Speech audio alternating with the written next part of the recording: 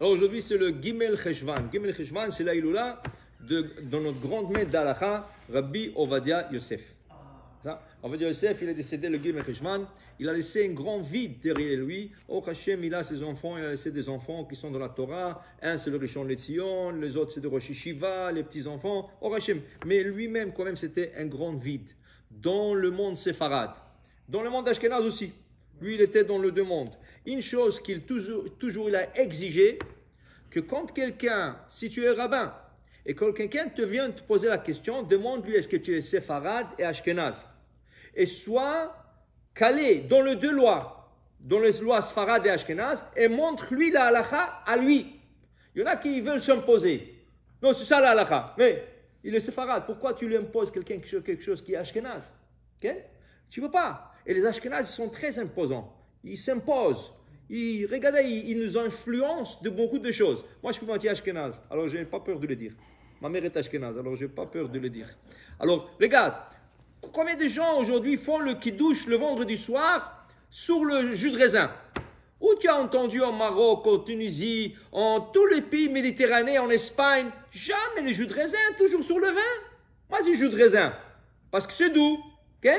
Où tu as entendu qu'on mange la chana super douce? Cette challah qui te vend le vendredi, c'est du gâteau.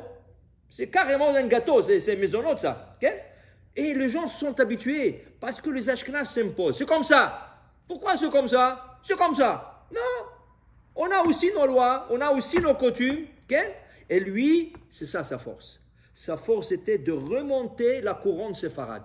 Il voulait que le séfarade soit séfarade et pas influencé par les ashkenaz. Okay? Et c'est comme ça qu'il faisait toujours. Et lui, il était juste droit. Quand c'était un ashkenaz, il y avait un cas où un garçon, il avait un problème au niveau du bas du corps, au niveau des testicules. Et selon la loi ashkenaz, ce garçon ne peut pas se marier avec une fille juive. Ça s'appelle Petsoa Daka. Lo yavo Petsoa Daka Bekal Hashem. Okay? Il a fait la tournée des rabbins, tout ça. À la fin, quelqu'un lui a dit, dis-moi, et tu n'es pas normal, tu as 23 ans, tu ne vas pas te marier, qu'est-ce que tu vas faire?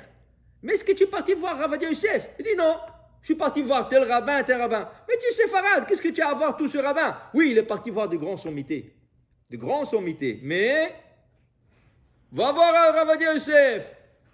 Il est parti voir Ravadia Youssef. Quand il est venu le voir, il a présenté qu'est-ce qu'il a dit ce rabbin. Il a commencé à l'engueuler. Il lui a savonné. Il dit, mais c'est Shulchan Aruch clair que tu es cachère. Tu n'as aucun problème selon Maran. Selon Shulchan Aruch, tu n'as pas de problème. Mais bien fait pour toi. Le tsar que tu as eu, tu es parti voir tous les Ashkenaz avant de venir me voir. Tu comprends? Un séfarade doit aller voir un séfarade. Les différences sont grandes. Malheureusement, Pessah.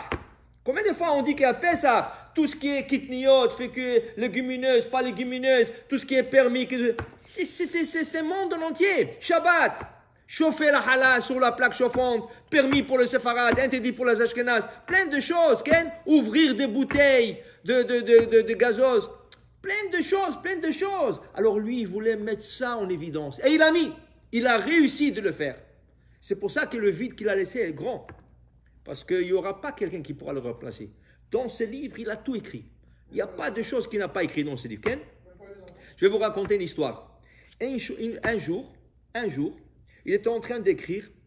Et lui, toujours, quand il y avait des références, il voulait avoir le livre de référence. On va dire, tu peux voir, c'est écrit, dans tel livre, c'est écrit comme ça. Mais lui, quand c'est écrit, dans tel livre, c'est écrit, il voulait voir le livre lui-même. Peut-être celui qui a emmené la référence, il se trompait. Peut-être c'est pas exactement qu'est-ce qu'il a dit la référence. Alors il voulait absolument voir la source. Un jour, il arrive dans un passage, c'est écrit dans tel livre, mais il n'a pas ce livre. Il avait dans sa bibliothèque 30 000 livres. Il pouvait faire une bibliothèque, rien que publique, rien que lui. Okay? 30 000 livres il avait. Il connaissait tous les livres par cœur. Il connaissait chaque livre où est-ce qu'il est. Okay? Et quand il a eu cette référence, il n'avait pas le livre. Il n'avait pas le livre. Il a dit, comment je vais le trouver? Quelqu'un lui a dit que ce livre se trouve dans la bibliothèque publique de Jérusalem. C'était un mardi. Le problème, la bibliothèque publique de Jérusalem est ouverte le lundi et le jeudi. Alors il doit attendre jusqu'à jeudi pour que la bibliothèque ouvre, pour qu'il ait la référence. Il a dit quoi? Je vais attendre 3 jours, mardi, mercredi, jeudi. Il s'est mis à pleurer. Il s'est mis à pleurer. Un de ses fils, Rabbi, je crois que c'était Rabbi David Yosef, qui est rentré. Papa, qu'est-ce qu'il y a? Pourquoi tu pleures? Il dit, il me manque le livre. J'ai besoin de la référence, je vais voir. Où le livre? Il dit, dans la bibliothèque. Ça va, jeudi, on va. Non! Je le veux maintenant! Il dit, papa, n'exagère pas, la bibliothèque est fermée, personne n'a la clé, comment on va aller chercher? On ne peut pas. Du coup, il y a quelqu'un qui tape à la porte, il va ouvrir la porte, c'était des policiers. Qu'est-ce qu'il y a? Il y avait un meurtre, et ils disent que le rabbin était au courant du cas. Quelqu'un a dit que le rabbin était au courant du cas, ça veut dire pas, il n'a pas parlé, mais il fallait qu'il le dénonce et tout ça, et il n'a pas fait. Alors ils sont venus pour l'investigation. Il leur a dit, vous n'avez pas honte, vous avez investigué mon père, le Rishon de Sion. Il a dit, écoutez, on est la police là, on est la police, on est là pour faire notre travail. C'est le grand rabbin d'Israël, mais on ne peut rien faire. Donc, rentrez. Ils sont rentrés, il leur a fait asseoir devant le rabbin il leur a même pas fait cas. Il a continué à écrire. Et il lui parlait, il dit oui. Il faisait. Au bout de 10-15 minutes, ils ont vu qu'il n'est pas là. Ils n'avaient pas le choix. Ils ont dit, bon, on va revenir une autre fois. Ils sont descendus, ils étaient 2 voitures de police. Ils sont descendus, les 2 policiers. Ils ont parlé aux 2 autres, écoutez, on a essayé, ça n'a pas donné. Il dit, comment ça? Après un de 4 policiers, il dit, qu'est-ce qu'on a fait? Quelle bêtise on a fait?